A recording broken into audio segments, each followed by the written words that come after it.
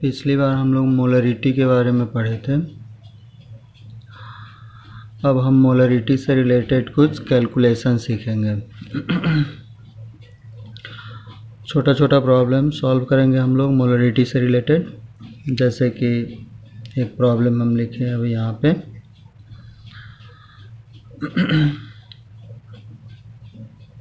$500 milliliter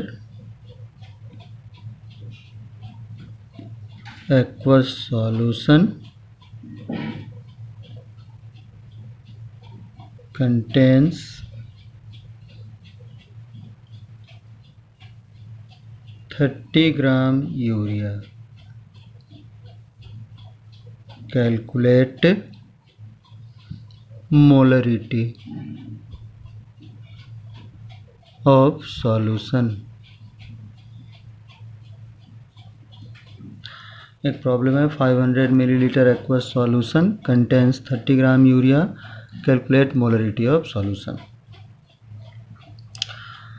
सबसे पहली बात ये, सॉल्यूशन का जब भी हम कोई प्रॉब्लम सॉल्व करेंगे तो हम सबसे पहले उस प्रॉब्लम में ये पहचानने की कोशिश करेंगे कि सॉल्वेंट और सॉल्यूट कौन है। हम ऐसे लिख लेंगे सॉल्वेंट और सॉल्यूट।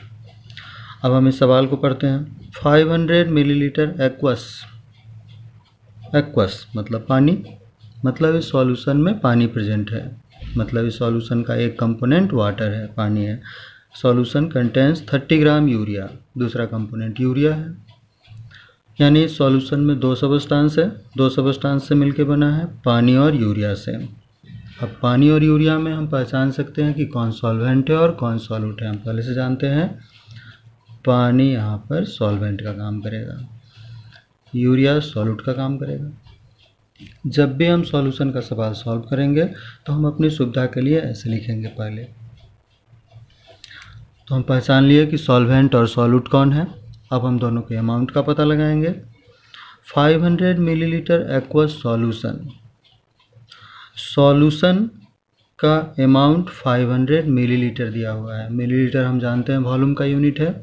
इससे हमको पता चला कि volume of solution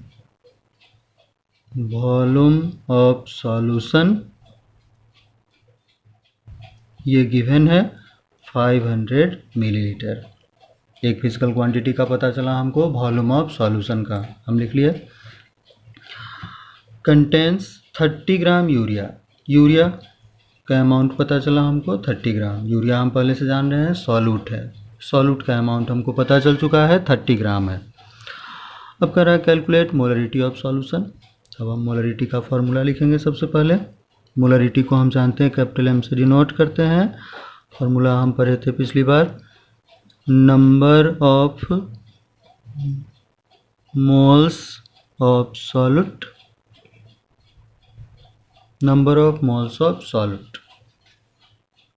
bye volume of solution in litre. ये फॉर्मूला है मोलरिटी को कैलकुलेट करने का। कैपिटल एम मोलरिटी है। अब हम एम निकालने के लिए हम ये पता लगाएंगे कि और कौन कौन सा क्वांटिटी चाहिए हमको। तो सबसे पहले number of moles of solute चाहिए। सॉल्यूट हम देख रहे हैं यूरिया है, यूरिया का नंबर ऑफ मोल हम निकालेंगे। मोल निकालने का तरीका हम पहले सीख चुके हैं। जिस सबस्टांस का मोल निकालना हो हम उस सबस्टांस का गिवन मास लिखते हैं। जैसे यूरिया का गिवन मास है 30/, इसका मॉलिक्यूलर मास नीचे लिखना पड़ता है। अब यूरिया का फार्मूला पता लगाना होगा। हम जानते हैं यूरिया का फार्मूला है NH2CO NH2। हम मास ऐड करेंगे। नाइट्रोजन 14 होता है, 2 नाइट्रोजन है 28, हाइड्रोजन 1, 4 हाइड्रोजन है तो 4, कार्बन 12 और ऑक्सीजन 16। सबको जोड़े तो 60 आता है। सॉल्यूट के नंबर ऑफ मोल की ज़रूरत थी तो हम सॉल्यूट का नंबर ऑफ मोल कैलकुलेट किए, को पता चला 30/60 आया, bye volume of solution in litre. अब हम सॉल्यूशन देखें तो वॉल्यूम ऑफ सॉल्यूशन हम पहले ही खोज चुके हैं, 500 मिलीलीटर है, तो हम यहाँ लिखे 500, लेकिन यहाँ पर इस फॉर्मूला में वॉल्यूम हमेशा लीटर में यूज़ करना है, तो हम मिलीलीटर को लीटर में चेंज किए, मिलीलीटर को लीटर में चेंज करने के लिए 1000 से हम डिवाइड किए। अब हम इसको सॉल्व करें हम चाहें तो अपनी सुविधानुसार ऐसे लिख के इसको सॉल्व करें।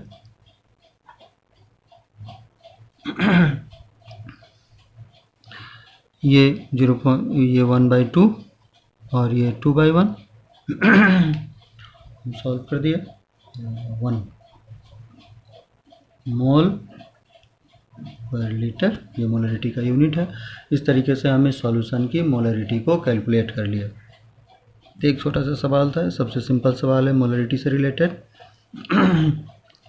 हम क्या किए, सॉल्यूशन में हमको सॉल्यूशन का वॉल्यूम दिया हुआ था और सॉल्यूट का नंबर ऑफ मोल दिया हुआ था। यूरिया सॉल्यूट है, वाटर सॉल्वेंट था, वॉल्यूम ऑफ सॉल्यूशन 500 मिलीलीटर दिया हुआ था, सॉल्यूट का अमाउंट 30 ग्राम दिया हुआ था। हमसे कहा गया मोलरिटी ऑफ सॉल्यूशन निकालने के लिए हम मोलरिटी ऑफ सॉल्यूशन का फॉर्मूला लिखे, number of moles of solute by volume of solution in litre.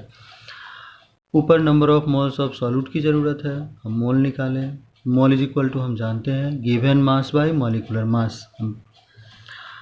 Urea का गिवन मास 30 है, यूरिया का फॉर्मूला ये हम लिखे, इसका मास जोड़े, मॉलिक्यूलर मास निकाले, मोल पता चला, मोल को लिखे। नीचे वॉल्यूम ऑफ सॉल्यूशन लिखना है, वॉल्यूम ऑफ सॉल्यूशन 500 मिलीलीटर है, लेकिन यहाँ वॉल्यूम को लीटर में यूज़ करना है। 1000 से डिवाइड किए, सॉल्व किए, ये आ गया। अब दूसरा सवाल अगर हम देखें, इस तरीके का ये सबसे सिंपल सवाल था।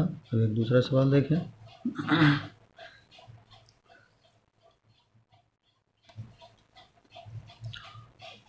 What amount of sugar is required to form 100 milliliter 0.2 molar? What amount of sugar is required to form 100 milliliter 0.2 molar aqueous solution? ये एक दूसरा सवाल है मोलरिटी से रिलेटेड। अब हम अगर इसमें बात करें, सवाल को हम अगर एनालाइज करें तो हम देखते हैं what amount of sugar, sugar का कितना अमाउंट चाहिए। अब सबसे पहले हम बात किए हैं कि सॉल्यूशन का कोई भी सवाल हो तो हम सबसे पहले सॉल्यूट और सॉल्वेंट को आइडेंटिफाई करते हैं। हम इसमें भी वही काम करेंगे। हम इसमें पता लगाएंगे कि यह सॉल्यूशन किन किन सबस्टांस से मिलकर बना है। तो हमें एक सबस्टांस पता चला ये शुगर, और दूसरा सबस्टांस पता चला एक्वस, मतलब ये पानी, मतलब ये सॉल्यूशन पानी और शुगर से मिलकर बना है। पानी सॉल्वेंट का काम करेगा, शुगर सॉल्यूट का काम करेगा। अब व्हाट अमाउंट ऑफ शुगर, यानी हमसे पूछा जा रहा है कि शुगर का कितना amount. Sugar is solvent, sugar is solute, यानी हमसे सॉल्यूट का अमाउंट पूछा जा रहा है, मतलब सॉल्यूट कितना है ये हमको नहीं पता। पिछले सवाल में सॉल्यूट का अमाउंट गिवन था, हमको मोलरिटी कैलकुलेट करना था। इस सवाल में हमसे सॉल्यूट का अमाउंट पूछा जा रहा है। आगे पढ़ते हैं। Required to form 100 millilitre, millilitre मतलब ये वॉल्यूम है।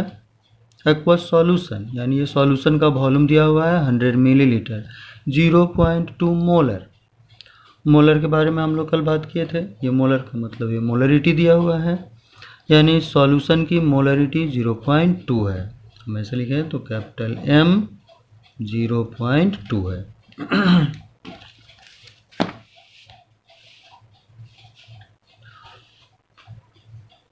मतलब इस प्रॉब्लम में मोलरिटी गिवन है 0.2, वॉल्यूम ऑफ सॉल्यूशन गिवन है, वॉल्यूम ऑफ सॉल्यूशन ये दिया हुआ है 100 मिलीलीटर। हमसे पूछा जा रहा है अमाउंट ऑफ सॉल्यूट। हम फिर से एक बार लिखते हैं सॉल्यूट सॉल्वेंट, सॉल्यूशन का जब भी हम सवाल बनाएंगे हम पहले सॉल्वेंट और सॉल्यूट जरूर लिखेंगे। सॉल्वेंट सॉल्यूट हम लिख लिए। सॉल्वेंट वाटर है और सॉल्यूट शुगर है। शुगर का अमाउंट नहीं पता, हम कुछ मान लिए, कंसीडर करिए, हम मान लिए शुगर का अमाउंट x ग्राम है। x ग्राम शुगर, हमसे अमाउंट ऑफ शुगर पूछा जा रहा है तो हम शुगर के अमाउंट को मान लिए x ग्राम। हम जानते हैं मोलरिटी का जो भी सवाल होगा उसमें सॉल्यूट के मोल की ज़रूरत पड़ती है। हम पिछले सवाल में यूरिया का मोल कैलकुलेट किए हैं, यहाँ सॉल्यूट शुगर है मतलब इसके मोल की ज़रूरत पड़ेगी, तो पहले इसका मोल कैलकुलेट करते हैं। मोल इज इक्वल टू हम जानते हैं given mass by molecular mass. हम मोल कैलकुलेट करेंगे। शुगर का अमाउंट हमको नहीं पता, हम कंसीडर किए हैं, माने हैं कि शुगर का अमाउंट x ग्राम है तो x हुआ। मॉलिक्यूलर मास, शुगर का फॉर्मूला हम जानते हैं C12H22O11। हम इस टोटल के मास को अगर जोड़ें, कार्बन का 12 एटॉमिक मास होता है 12 कार्बन, तो 12 इंटू 12 प्लस हाइड्रोजन का 1 और 22 प्लस ऑक्सीजन का 16 इंटू 11, हम सबको जोड़ें तो ये 342 आता है। तो डिवाइड किए 342 से, ये मोल निकल गया। मोल x के फॉर्म में निकला क्योंकि शुगर का अमाउंट हमको नहीं पता, यही अमाउंट कैलकुलेट करना है हमको, तो हम इस अमाउंट को माने हैं x, x के फॉर्म में मोल निकाल लिए। अब वाटर कितना हमको नहीं पता, वॉल्यूम ऑफ सॉल्यूशन 100 मिलीलीटर दिया हुआ है। अब हम यहाँ पर जान गए कि मोलरिटी से रिलेटेड प्रॉब्लम है तो हम मोलरिटी का फॉर्मूला अप्लाई करेंगे। हम अप्लाई करके देखेंगे आगे क्या होगा, हम देखेंगे। बस हमको ये पता चला कि इस प्रॉब्लम में मोलरिटी टर्म का यूज हुआ है तो हम मोलरिटी से रिलेटेड इक्वेशन यूज़ कर रहे हैं, फॉर्मूला लगा रहे हैं। मोलरिटी इज इक्वल टू हम जानते हैं number of moles of solute by volume of solution in litre. अब जो गिवन है हम उसको यहाँ पुट करेंगे, उसका वैल्यू m दिया हुआ है 0.2। Number of moles of solute का हम मोल निकाले हैं x के फॉर्म में, x by 342 by volume of solution in litre. Volume of solution दिया हुआ है 100 मिलीलीटर, हम लीटर में चेंज किए तो 1000 से डिवाइड कर दें मिलीलीटर को लीटर में बदलने के लिए।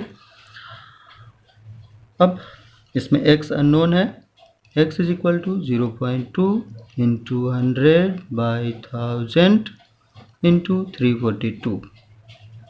अब हम सॉल्व करें तो ये 0.1, ये 0.02, 342 में हम 2 से मल्टीप्लाई करें तो 6.84 ग्राम। तो हम इस तरीके से ये पता लगा लिए कि सॉल्यूशन को बनाने के लिए शुगर के कितने अमाउंट की ज़रूरत पड़ेगी। शुगर मतलब सॉल्यूट का कितना अमाउंट चाहिए, ये हम कैलकुलेट कर लिए। अब दूसरा सवाल हम मोलरिटी से रिलेटेड अगर देखें, अब तक हम 2 तरीके का प्रॉब्लम मोलरिटी से रिलेटेड डिस्कस किए हैं। दूसरा सवाल अगर हम देखें,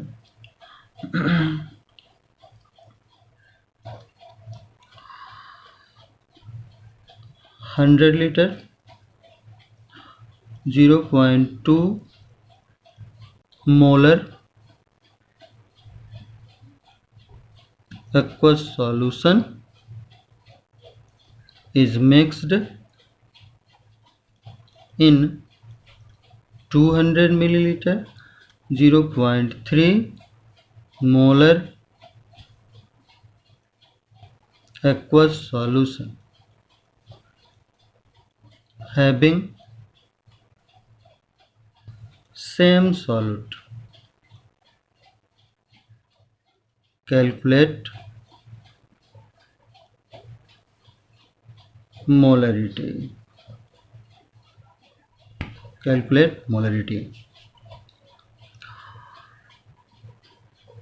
अगले वीडियो में हम इसको कैलकुलेट करेंगे।